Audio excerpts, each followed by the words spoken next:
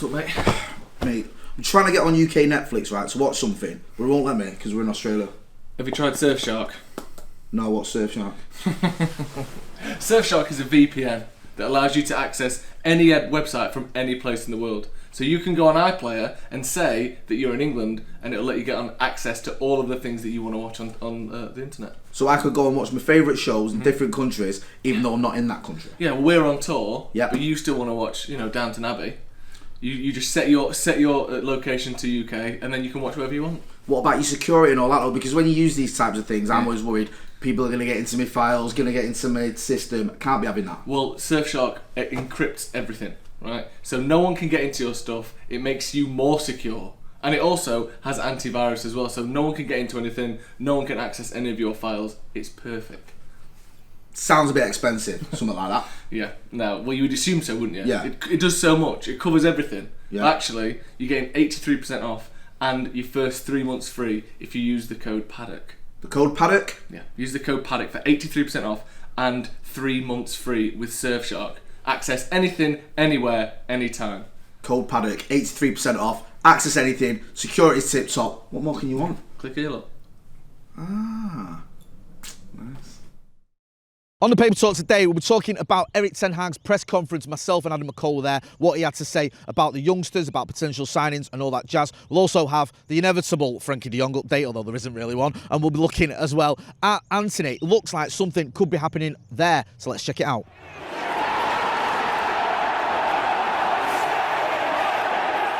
JF Stretford Paddock, this is the Paper Talk. As you can see, we're in Perth. Well, you might not know it, but that's the Optus Stadium there where Manchester United will be playing Aston Villa tomorrow. So we're here. We've been at Erik ten Hag's press conference. We're going to have a full video up on the channel later, a little bit about that. I will talk about that a little bit on this video as well because it's quite relevant, because it's the Paper Talk and a lot of the papers were there and they were covering it. Myself and Adam McCall were there as well. Some updates regarding transfers and also the latest on who could feature in that game against Aston Villa tomorrow. Right, we'll get straight into it anyway.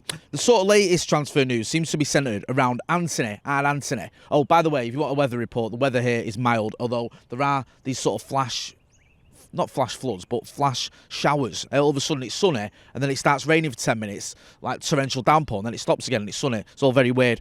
On Antony, it does seem like there could be something happening there. There was a story, I think Paul Hurst has had it in the Times. Also, the Mirror's had it as well. The Mirror was saying here, Dave McDonnell saying about Erik ten Hag makes transfer stance clear to Man United board and puts pressure on the Antony deal. He's mentioned this, he's mentioned it at his press conference as well, the fact that he doesn't feel the squad is quite there strong enough, and it looks like Antony could be the next target. Now, Paul Hurst was mentioning this as well. He said, I think he said on about earlier on today, or yesterday I should say, one of Antony's representatives is understood to be in Manchester this week. Ajax are demanding £68 million for Antony. That seems quite excessive for a player who's had 2 decent seasons. Last season, I think it was 8 goals, 4 assists in the Arriva Divisa. So he's done well, but it's a lot of money for a player who's relatively unproven at the very top level. We don't know what he could do at the Premier League. Now, paying sort of 40, 50 million for him, okay. Paying closer to 70 million, that's when you're getting into that sort of realm where you go, is it worth it? Is that too much?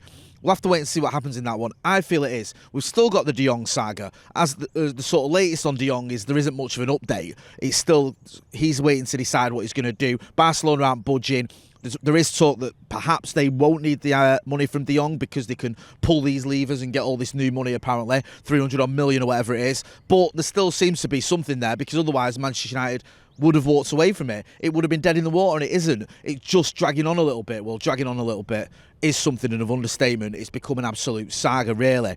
In the press conference, we heard Erik ten Hag. He answered Adam McCall's question about Hannibal Medri and James Garner, and he says James Garner just integrated in training this week, so I haven't seen him. I don't have, let's say, fully an impression from him. I want to see more. Then I will answer the question and we'll make conclusions and decisions. So he's saying that, we're going to look at him, because Mac was asking him as well, it's not just about this game this week in Perth, it's also about, what the future holds for these players. Are they going to go out on loan, or are they going to have a chance in the first team? There's no doubt on the tour that Erik ten Hag has been willing to look at the youngsters, give them a chance. We've seen the likes of Zidane Iqbal, we've seen the likes of Charlie Savage shining for this Manchester United team, but we know it's pre-season and we know things can be very different once you get into the Premier League, and I don't think that the manager's under any sort of miscomprehensions?